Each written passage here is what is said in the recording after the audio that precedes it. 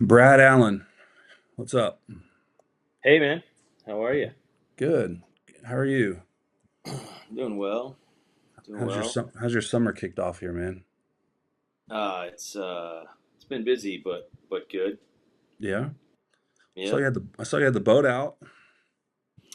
Yeah, yeah. It's great because last summer I didn't take the boat out at all. So Was it in the shop a little bit last summer? that was yeah. Yeah. Yeah, sure was. Man, I want to have a follow-up. So last episode, we got some great feedback on this episode talking about just hospitality. And you Mm. may not even remember what we talked about. You have so many conversations, but we talked about just your experience going in, Nordstrom's versus what was the other company where we were talking Name about? Yeah, Neiman that's Marcus. right. Neiman Marcus, yeah. Yeah. And so much of this business and so much of who you are centers around hospitality and customer service. And I don't know if you would say that's your highest value, but that's when I hear you talk, that's you care deeply about that. Um, Yep. we've eaten in a lot of good restaurants together, and you pay attention to detail when Yep. we're at these places. It matters to you. Presentation matters to you. You see things, and I'll be like, man, I didn't even notice that, but you have an eye for that kind of stuff, Sure. and it transfers over into your business. I guess the first question is, how did that develop? Like, where did that come from in you? Have you always been that way, or is that an acquired thing? Just noticing how organizations treat people, and specifically around hospitality and culture. No, I think it's been in me for a long time. I mean, I remember working, when I worked at the grocery store as a teenager. I would always find things that were out of place or um, you know paid attention to the way people to the way my colleagues treated customers and I just remember thinking when it wasn't good or it was questionable. um, I was just like, oh man, like that can't be good. Who I don't know. Right. Yeah, it's been in me for a long time. Um, I've just always had that knack for caring Right. about how a customer is taken care of. What is in the context of just RV housing, what is when you hear the word hospitality, what does that mean in our context? Um, I think for us, it's just making sure these people have everything that they need to have to make their life as good as it can be, Right. being they're not in their home. You know, um, whether it's us being available to just be a listening ear. Sometimes that's the case. Whether it's hey, they need a new mattress because they're not the one that we have, although that one may be new, it's just not comfortable to them, right? And it's just being willing to say, all right, we'll take care of that. We'll fix it, right? Yeah. Whatever that is, we just want you to be happy and comfortable, Yeah. and that comes at a cost. You know what I mean? Like that Right. comes at a cost often. Um, and it's not a cost that's passed on to anybody, right? So I just kind of chalk it up, as a cost of doing business. But I don't think everybody would do that. I think there's a lot of people that would balk at some of the things that we do to take care of our customers. Sure. What do you think our industry specifically could learn from companies or organizations like the Ritz-Carlton or Four Seasons, right? You're talking about living in an RV versus living in some of the or staying, not living, but staying in some of the top, hotels and all that kind of stuff. But how do you take some of those principles and apply it to RV housing, and what do you think we can learn from them? Yeah, I stay in hotels a decent amount, as you Mhm. know, and I've stayed in some mediocre ones, and I've stayed in some really nice ones. Right. And I'll say my expectation always goes way up on the nicer hotels, and sometimes I'm uh, I feel like my needs were met, and sometimes I'm very let down, right? Hmm.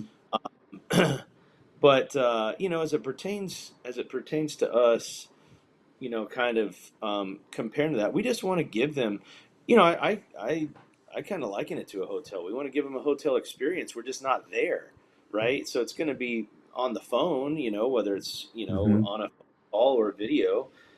But we want to give them that hotel experience from jump, right? When they walk into it, it smells good, it's clean, it just Right.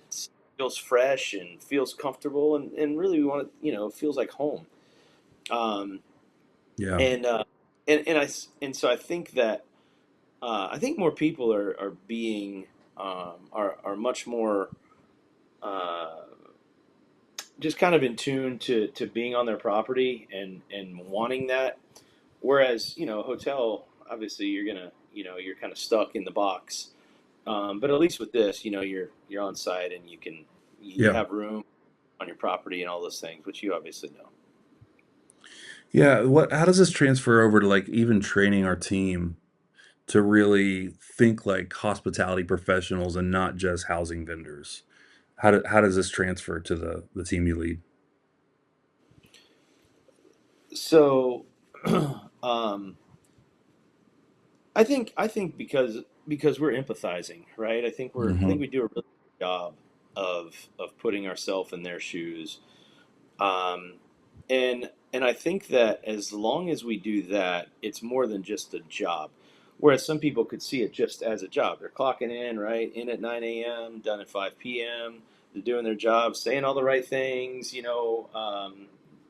checking off all the boxes.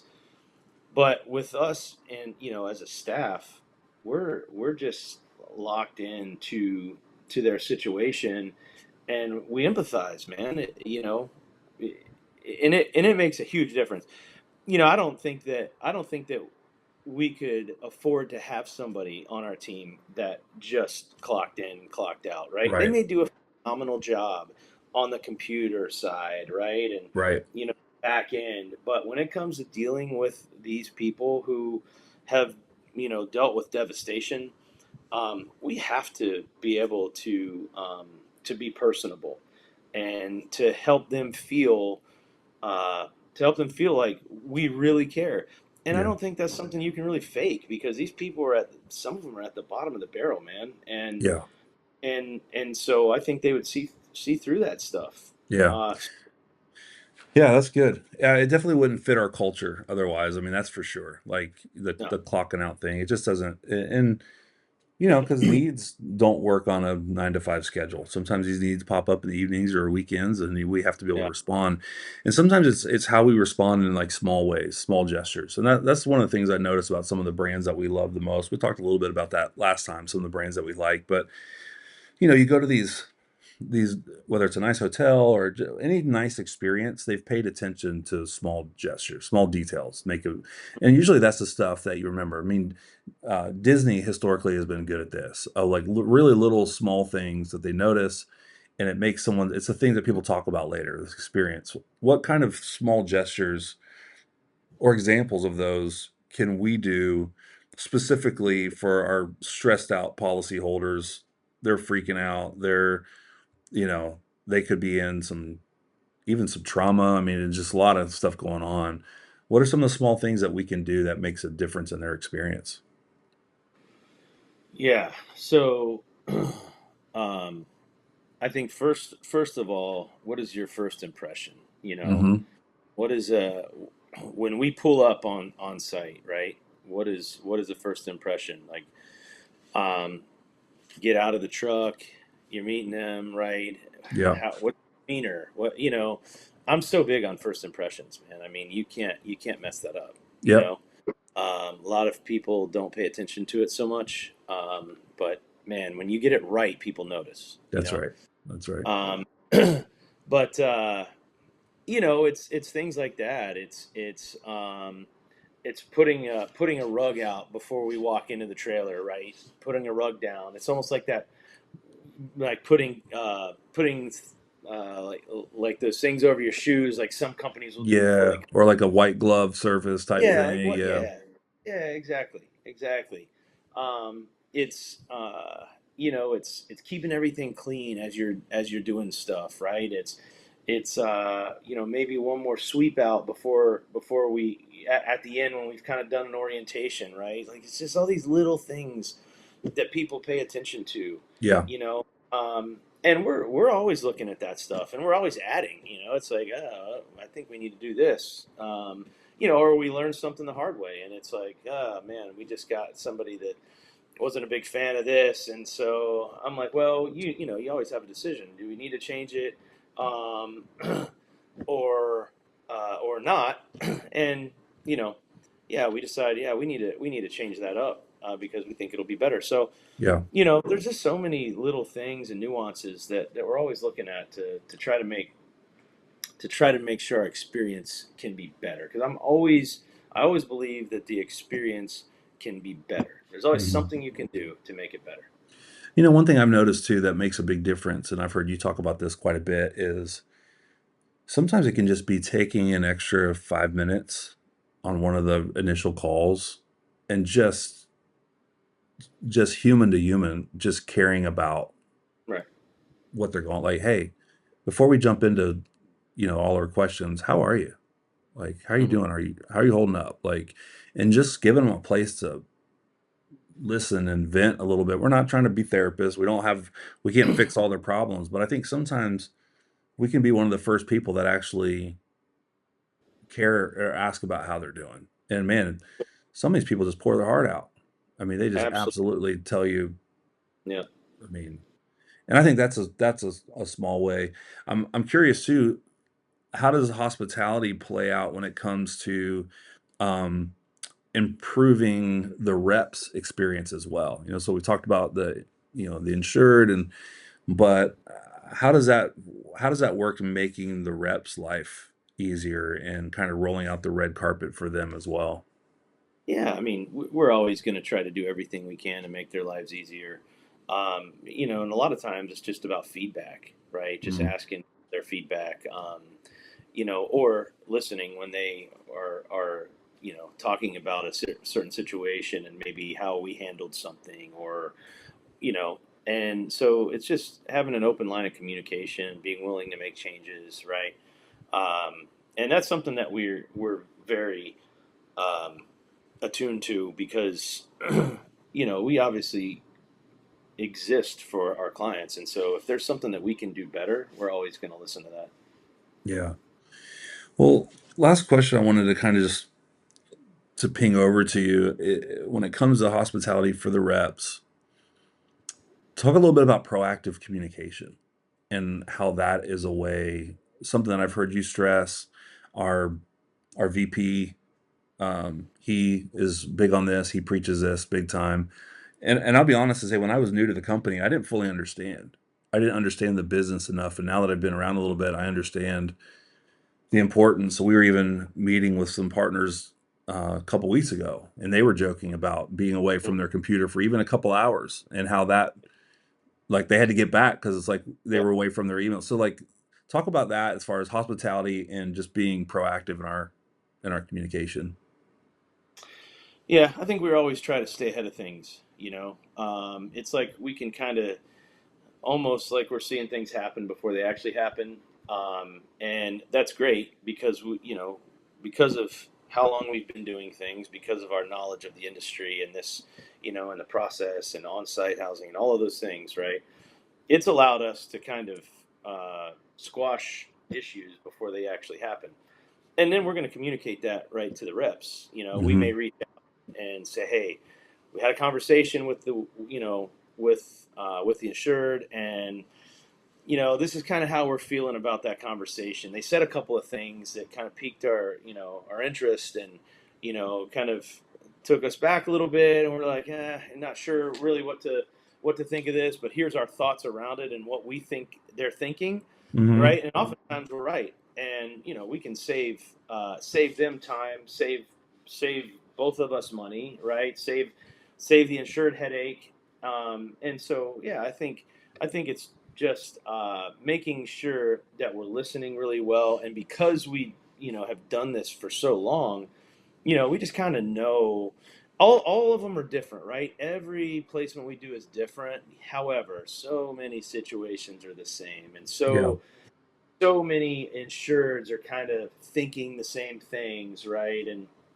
And so, yeah, I think that us being more proactive in communication has been really good for our clients, and they appreciate that so much. And that's what we hear from them on a regular basis. Yeah. I know I said last question, but I lied. I have one more just follow up because I want to know from your perspective, hospitality, how does this play for you as more of just like a it's kind of nice to have value add to actually being a long-term like growth strategy for companies? Because even if someone's listening to this and they're a business leader, or I know a lot of people listen to this and or watch are in the insurance industry, but even if we're just to zoom out outside of the industry that we're in and talk about this idea of hospitality from a this is really a long-term play. This isn't just like, oh, it'd be nice to have it, but this is part of the strategy to retain business and acquire new business. And I just would love to hear your thoughts, almost just philosophically on the why behind doing business this way. Yeah, so I think that uh, I think that it really just has to do with making sure that we can create long term partnerships, right? We've talked about this before. I am, I'm not interested in making a bunch of money right now. There's a Hmm. lot of things to do differently to be more profitable right now, but in the long run, I don't think that we're as successful. Um, and so I just think that we're always looking out into the future and trying to see what we can do, what we can implement, how can we treat our clients. What do we need to do to treat our clients better, to keep them, to retain them and continue to get business from them. And it's always been about longevity for me, right? And so I think that as long as we focus on that, and rather than right now and making every penny we can, I think that we're going to be much better for it.